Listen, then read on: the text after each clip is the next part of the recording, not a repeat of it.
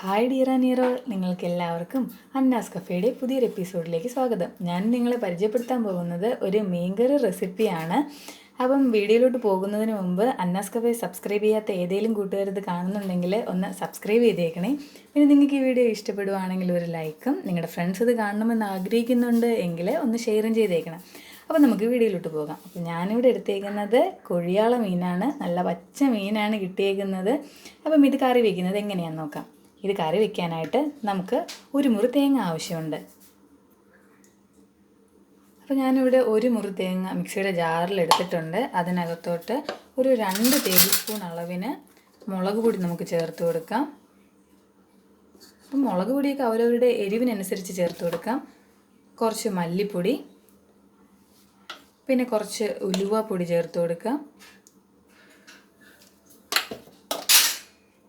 കുരുമുളക് പൊടിയുടെ ഫ്ലേവർ ഇഷ്ടമുള്ളവർക്ക് കുരുമുളക് പൊടിയുടെ ചേർത്ത് കൊടുക്കാം. ഇത് ഇത്രയും ചേർത്തതിന് ശേഷം കുറച്ച് വെള്ളം കൂടി ഒഴിച്ച് നമുക്ക് മിക്സിയുടെ ജാറിൽ നല്ലപോലെ ഒന്ന് അരച്ചെടുക്കാം. വെള്ളം ഞാനൊരു 1/4 കപ്പ് അളവിനാണ് എടുത്തിട്ടുള്ളത്. ഇത്രയും കൂടെ വെച്ച് നമുക്ക് നല്ലപോലെ ഒന്ന് അരച്ചെടുക്കാം. ഇതിപ്പോൾ നല്ലതുപോലെ അരച്ചെടുത്തിട്ടുണ്ട്. അപ്പം നമ്മൾ ഈ അരച്ച് വെച്ചേക്കുന്ന കൂട്ട് ഏത് പാത്രത്തിൽ വെച്ചാണോ നമ്മൾ മീൻ വെക്കുന്നത് ആ പാത്രത്തിലോട്ട് ഒഴിച്ചു കൊടുക്കണം. അപ്പോൾ ഇതിൻ്റെ കൂട്ട് ഒഴിച്ചു കൊടുത്തതിന് ശേഷം ഞാനിതിനകത്ത് 2 കപ്പ് വെള്ളം കൂടെ ഒഴിച്ചിട്ടുണ്ട്. ഇത് വെന്ത് കിട്ടാൻ വേണ്ടി ആവശ്യത്തിനുള്ളത്. ഇതിനകത്തോട്ട് നമുക്ക് കുറച്ച് മഞ്ഞൾപ്പൊടിയും കൂടെ ചേർത്ത് കൊടുക്കാം. പിന്നെ അടുത്ത് വേണ്ടത് ആവശ്യത്തിന് ഉപ്പാണ്. ഞാൻ 1 സ്പൂൺ ഉപ്പ് ഇടുന്നുണ്ട് ഇതിനകത്ത്.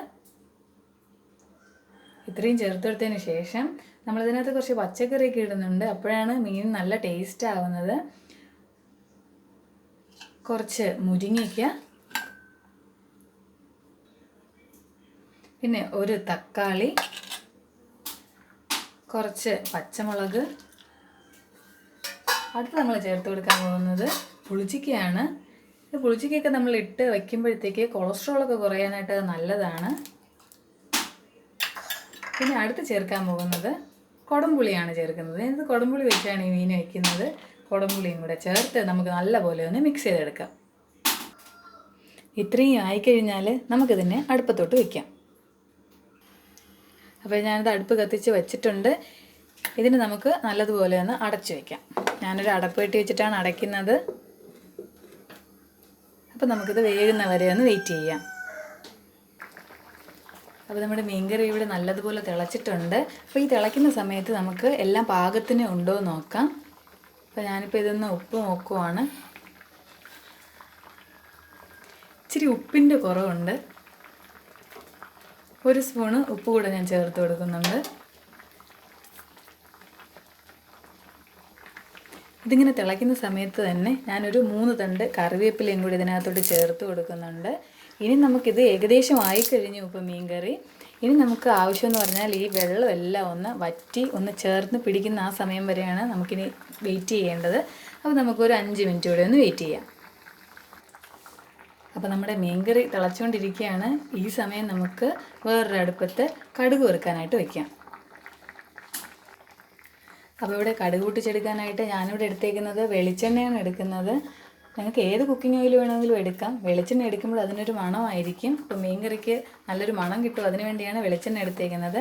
ഈ വെളിച്ചെണ്ണ ഒന്ന് ചൂടാകുമ്പോഴത്തേക്ക് നമുക്കതിനകത്തോട്ട് കടുക് കൂടെ ചേർത്ത് കൊടുക്കാം.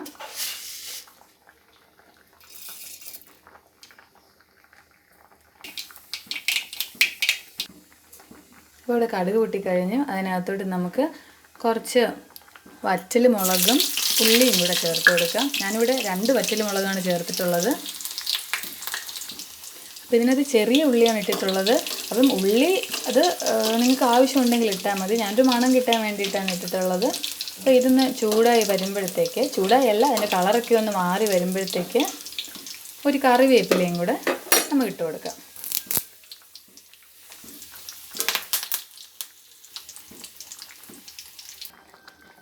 അപ്പോൾ നമ്മുടെ ടേസ്റ്റി ആയിട്ടുള്ള മീൻ കറി ഇവിടെ റെഡി ആയിക്കഴിഞ്ഞ് ഇതിനകത്തോട്ട് നമുക്ക് കടുക് വറുത്തതും കൂടെ ചേർത്ത് കൊടുക്കാം.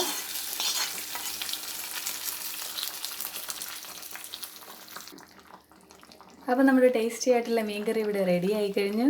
നിങ്ങൾക്ക് എല്ലാവർക്കും ഇത് ഇഷ്ടപ്പെട്ടു എന്ന് വിചാരിക്കുന്നു. അപ്പോൾ നമുക്കിനി ഫ്ലെയിം ഓഫ് ചെയ്ത് വയ്ക്കാം. അപ്പോൾ ഇതെല്ലാവരും ട്രൈ ചെയ്ത് നോക്കണം. അടുത്തൊരു വീഡിയോയുമായി കാണുന്നത് വരെ സ്റ്റേ സേഫ്. ബൈ.